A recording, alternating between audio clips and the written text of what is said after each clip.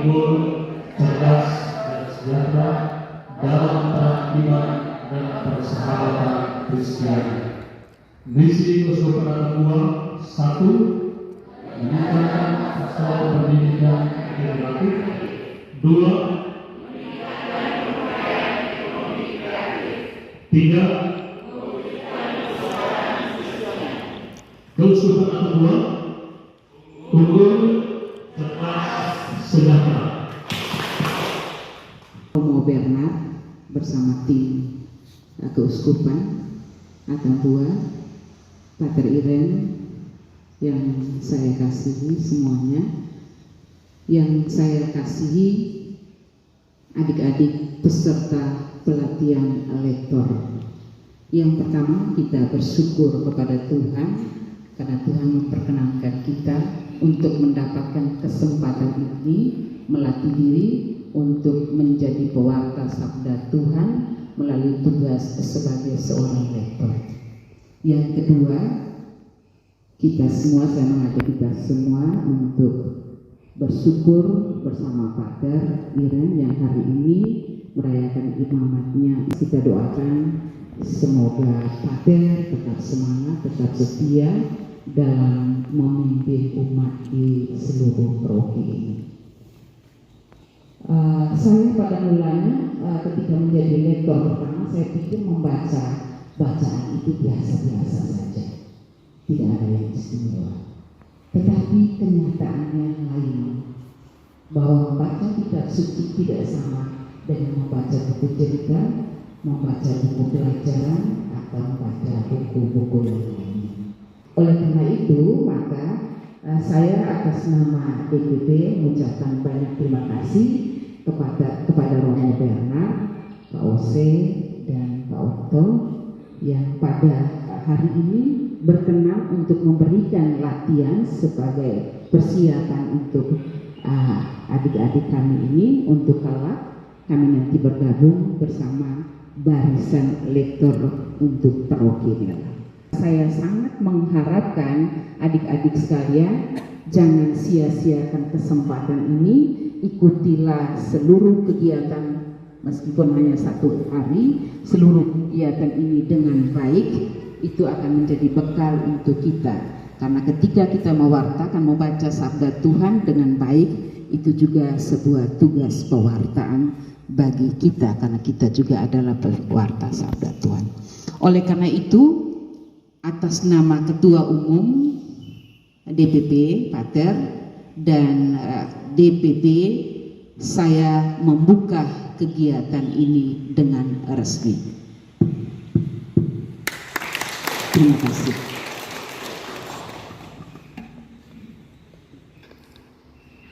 Baik, selamat pagi semua.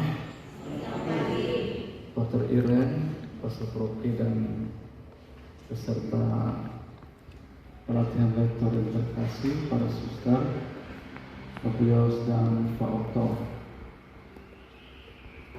Saya memberikan renungan ini, tapi memang renungan ini sifatnya pengajaran juga, untuk menjadi pendasaran untuk para lektor. Sebelum membawakan bahan ini, saya memperkenalkan diri. Saya Romo Bernardus Pria Serang. Tugas sekarang di Paroki Tukuneno sebagai pastor pembantu dan juga di Keuskupan sebagai sekretaris Komisi Kitab Suci. Dan selama kegiatan-kegiatan seperti ini biasanya Komisi Kitab Suci dan Komisi Liturgi itu selalu berjalan bersama.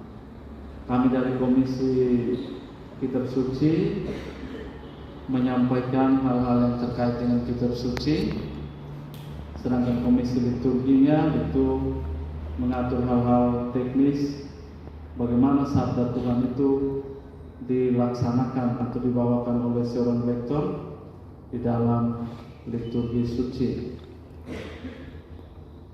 Dan beberapa waktu lalu Bapak Yosef menghubungi saya untuk membawakan bahan tentang menjadi pelayan firman di dalam dunia modern, dan saya menambahkan sedikit kalimat di situ, menjadi lektor yang handal dan terampil. Baik, pertama-tama itu saya mengutip dari Konsili Vatikan kedua di dalam konstitusi dogmatis Dei Verbum yang berbicara secara khusus tentang sabda Tuhan.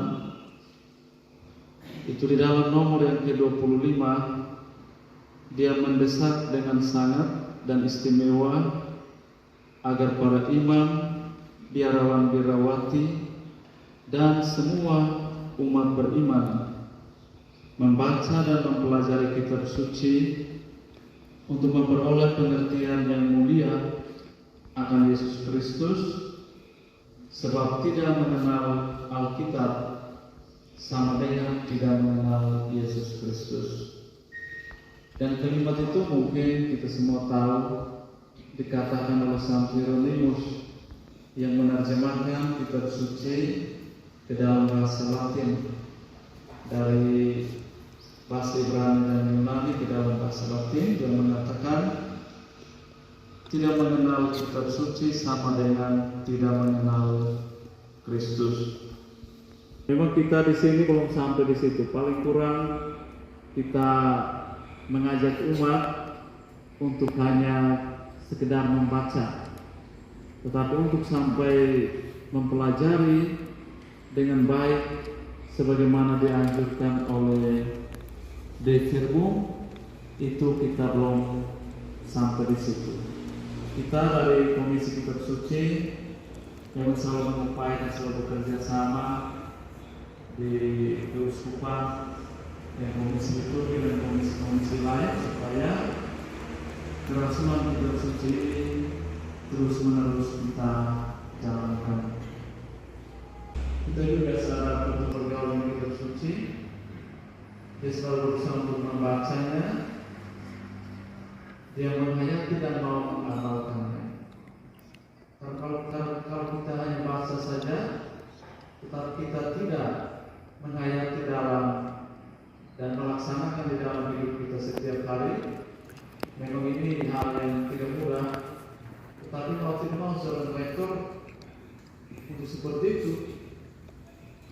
Kalau tidak kita membaca setiap hari minggu di dalam perayaan liturgi, tetapi kesaksian dalam hidup kita tidak searah dengan apa yang kita wartakan, maka itu bisa menjadi penghalang atau batu sandungan bagi umat yang lain.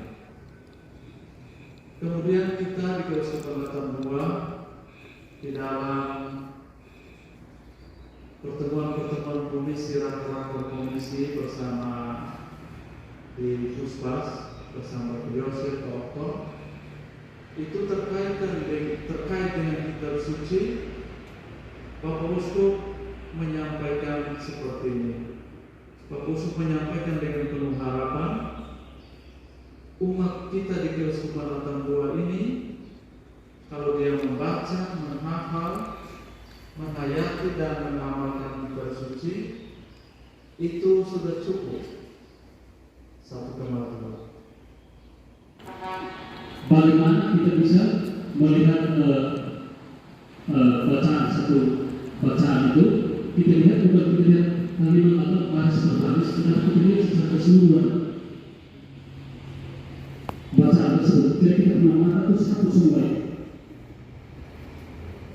Kalau Bapak Ibu guru ya, atau ya para peserta, itu sebagai pendidikan SD, SMP, SMA, perguruan tinggi, bagaimana teknik membaca cepat itu harus disesuaikan. Pakai itu. Jadi itu sebenarnya tidak, pada saat kita dapat mungkin itu membosankan, membuat kita malas. Tetapi pasti nanti ada kegunaan. Dan saat kita mulai kembali itu, waktu saya sama saya dapat begini, aduh bagaimana? Mulai saya kembali. Pada waktu kita sekolah, malas yang mata bagi pada hidup teman, rajin berdoa, termasuk termasuk rajin membaca kitab suci, lalu masuk misa setiap hari Minggu atau misa-misa di lingkungan. Hal yang harus kita perhatikan untuk menjadi seorang lektor. Nanti di bagian berikut ini keterampilan sebagai seorang lektor itu nanti baru kita mulai secara rinci. Dan ini diperkenalkan lagi sebagai waktu kita latihan setelah manusia. Terima kasih atas perhatian. Ibu, suster, dan teman-teman sekalian, tapi lagu itu hidup ini adalah kesempatan untuk menjadi berkat, kesempatan untuk menjadi berkat. Menjadi lektor itu juga adalah berkat. Masih muda, saya masih muda sudah jadi lektor. Orang lain sudah tua tidak jadi lektor. Karena itu inilah kesempatan untuk melayani. Menjadi lektor adalah satu kesempatan untuk menjadi berkat untuk pelayan, menjadi pelayan. Karena itu semoga dengan menjadi lektor kita bisa melayani banyak orang. Dan kesempatan ini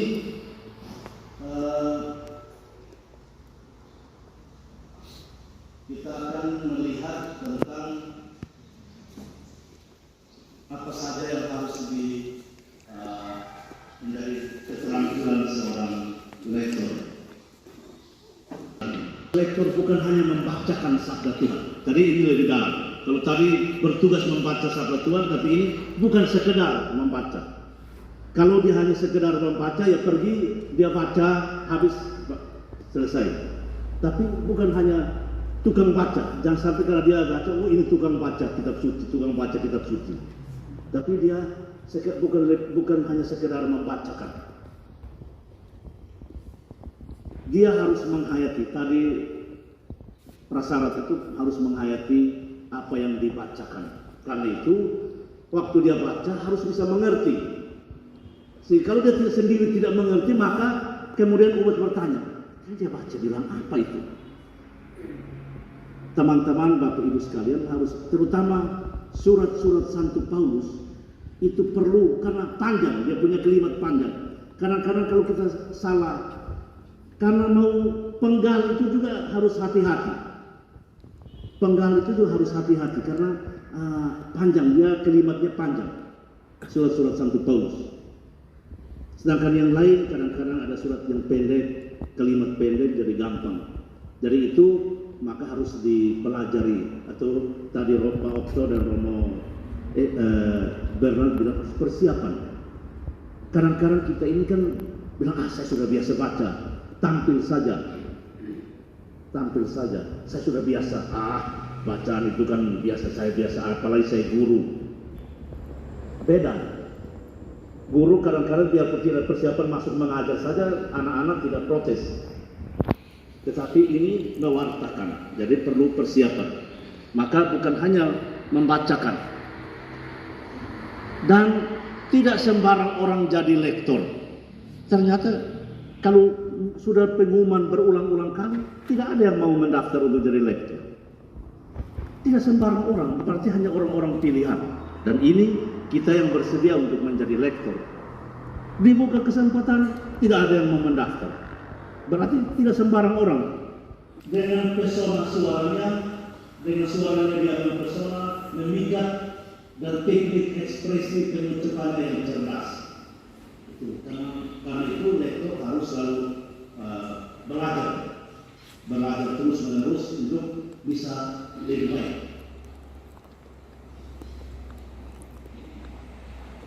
Lektor itu harus menarik materi yang berpenampilan menarik. Bukan lektor itu harusnya dia punya pinggang seperti semut. Bukan harus seperti lebah, dan selatannya harus seperti lebah. Dan tadi gimana dia seperti gerong? Ya apa, gerong itu tidak apa. Yang penting menarik, berpenampilan menarik. Dari yang paling utama penampilan menarik bahwa kita ini kan manusia ini kan bukan hanya penampilan fisik. Kalau di dalamnya itu baik, dengan sendirinya penampilannya akan menarik. Tapi di dalam sementara ada masalah di dalam ini, nanti mempengaruhi penampilannya. Dia tadi ada masalah di rumah, intelektual harus dimiliki oleh seorang lektor, harus memiliki kecerdasan intelektual. Yang kedua memiliki kecerdasan spiritual tadi. Dari kedalaman batin, ada tadi bilang itu ada kehidupan rohani yang baik, ada kecerdasan spiritual.